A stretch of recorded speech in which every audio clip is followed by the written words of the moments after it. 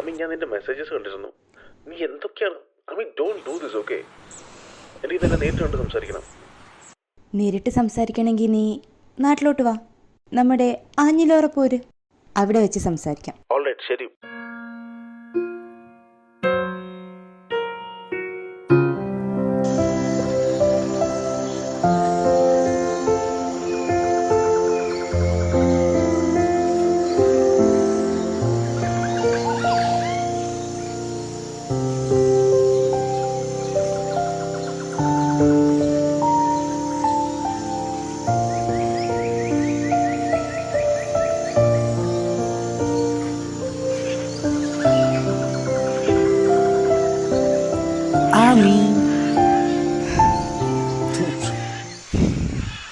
നിനക്ക് ഈ സ്ഥലം ഓർമ്മയുണ്ടോ?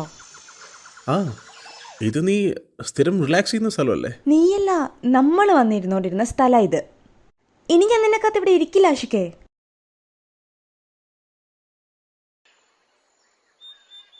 നിനക്ക് നമ്മുടെ കാര്യം അറിയാവുന്നതല്ലേ? നീ എന്തൊക്കെ തോന്നിയ ദിവസം എനിക്ക് മെസ്സേജ് അയച്ചേ? അതെ, ഞാൻ എന്ത് ചിന്തിക്കണമെന്നും എന്ത് പ്രവർത്തിക്കണമെന്നും ഒക്കെ നീ തീരുമാനിച്ചുകൊണ്ടിരുന്നൊരു കാലം ഉണ്ടായിരുന്നു. അതിപ്പോഴും അങ്ങനെയാണെന്നാണോ വിചാരിച്ചിരിക്കുന്നത്? ഞാൻ പറയുന്നതല്ല നീ മനസ്സിലാക്കി എടുക്കുന്നത്. ഞാൻ ഉദ്ദേശിച്ചത് അതല്ല. നീ എന്തുദ്ദേശിച്ചാലും നിന്റെ കാര്യങ്ങളൊക്കെ നടക്കുന്നുണ്ടല്ലോ, എല്ലാം ഓക്കെ ആണല്ലോ അല്ലേ?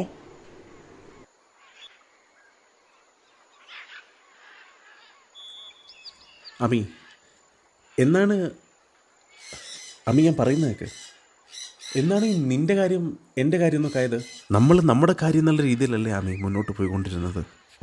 ഞാനല്ല, നീയാണ് നമ്മൾ അടുപ്പുണ്ടായിരുന്ന സമയത്തുള്ള കാര്യങ്ങളെല്ലാം ഇവിടെ കൊണ്ടുവിടുന്നത്. ആ ഫോട്ടോസും വീഡിയോസൊക്കെ നീ എന്തിനാണ് എനിക്ക് അയച്ചത്? അമ്മി,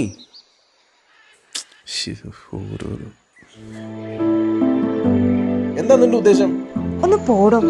അവളായിട്ട് അടുത്ത് പോയി നിന്റെ സുഹൃത്താണെന്നുള്ള ഒറ്റ കാരണം കൊണ്ട് എനിക്ക് ആ ഇഷ്ടം വേണ്ടെന്ന് വെക്കാൻ പറ്റില്ല.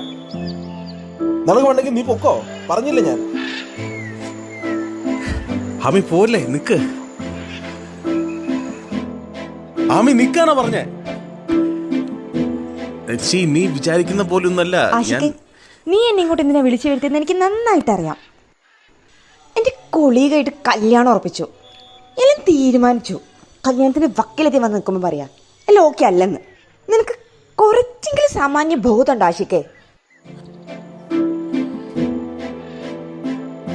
അമ്മി, നമ്മളിനി അതൊക്കെ പറഞ്ഞിട്ട് എന്താ കാര്യം? നമ്മൾ ട്രൈ ചെയ്തു, ഓക്കെ, നമ്മളൊന്നും സെറ്റായില്ല. പക്ഷേ അവളും ഞങ്ങൾക്കൊരു വൈബ് ഉണ്ടായിരുന്നു, ഞങ്ങളൊന്നും സെറ്റായി. എന്തായാലും ലൈഫ് മുന്നോട്ട് പോകണമല്ലോ. നമ്മൾ റിലേഷൻ ആവുന്നതിന് മുമ്പ് നമ്മളിങ്ങനെയായിരുന്നു, അതുപോലെ തിക് ഫ്രണ്ട്സായിട്ട് മുന്നോട്ട് പോയിക്കൂടെ? ഫ്രണ്ട്സ് 4-5 പേരെ ഒന്നിച്ചുകൊണ്ട് വെള്ളം ഒരാടവേ. ഇത്രയും നേരം ഞാൻ മര്യാദയുടെ ഭാഷയിലാണ് പറഞ്ഞത്. നമ്മൾ തമ്മിൽ എന്തൊക്കെ നടന്നിട്ടുണ്ട് എന്നുള്ളത് എനിക്കും നിനക്കും അറിയാം. ഇനി അതിൽ നിനക്ക് വല്ല സംശയം ഉണ്ടെങ്കിൽ ഇതൊന്ന് കണ്ടുവെക്ക്.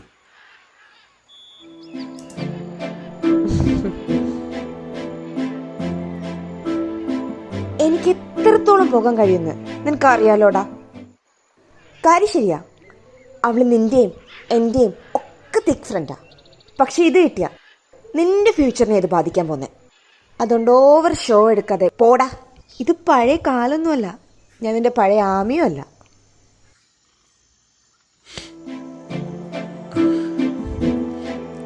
പോരുത്. നീ എന്നെയല്ല വേണ്ടെന്ന് വെച്ചത്, ഞാനേ നിന്നെയാണ്.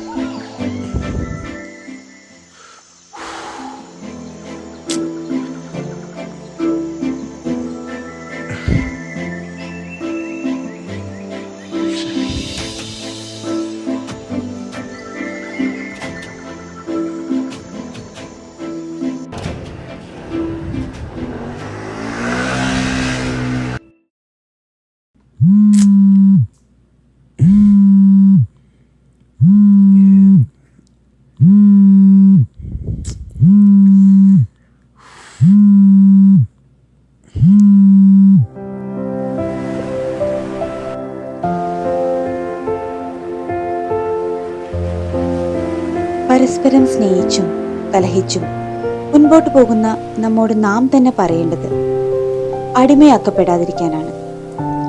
ആരും ആർക്കും അടിമയാവാതിരിക്കുക. പിന്നെ പക വീട്ടിൽ പോകാൻ ഇത് ലോകരാജ്യങ്ങൾ തമ്മിലുള്ള യുദ്ധമൊന്നുമല്ലല്ലോ, ഒരു ക്ലീശ പ്രണയമല്ലേ.